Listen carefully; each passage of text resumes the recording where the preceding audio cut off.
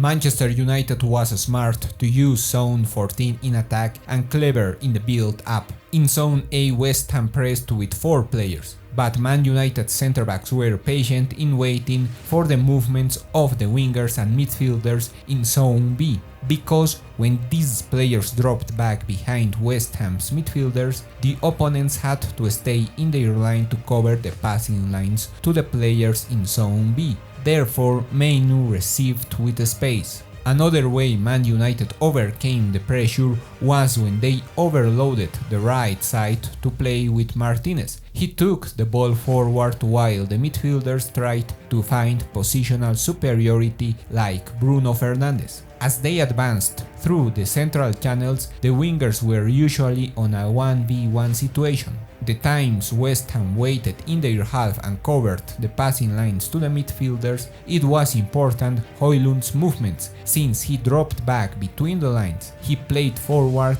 and this overloaded the central channels to free spaces for the fullbacks. Ten Hag's side usually had 3 players behind West Ham's midfielders, and their movements created a space for the centre-backs and Casemiro. When Man United advanced to the opponent's half, Bruno and Mainoo moved to the half spaces. Thus, Man United attacked with 5 strikers. To lose reference, Rashford and Bruno switched positions, therefore with shot they could apply the concept of the third man and attack the half space. When Manchester United was in the final third, they tried to create triangles on the sides, but West Ham had numerical superiority. As a consequence, they had to play backward to attack through the middle or the opposite flank. Hojlund and Mainoo were smart to occupy the Zone 14, because West Ham's lines weren't compact in that space. When they received the ball,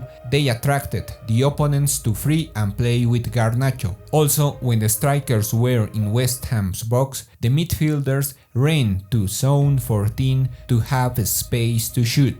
In the defensive phase, Man United pressed with 5 players and oriented the pressure to the sides. Casemiro and Dalot moved to the opponent's half when West Ham's fullbacks had the ball, therefore they had to play long, but United's centre-backs anticipated the passes. As soon as Martinez recovered the ball, he played forward. West Ham's defender cleared the ball, however the midfielders were slow to win the second ball, and Casemiro anticipated them. Hojlund and Garnacho were free in Zone 14. Garnacho ran to the space to create a space for Hojlund's shot. The times Manchester United didn't press high, they dropped back and covered the central channels. All the players defended in 15 meters when West Ham was in the final third. Rashford and Bruno were close to show because they covered the half space. They defended aggressively in their half, since when the opponent played poor passes, they jumped to press. McTominay and Hojlund recovered the ball. In order to create a space for Garnacho, Hojlund ran between the opponent's centre-backs and Garnacho scored.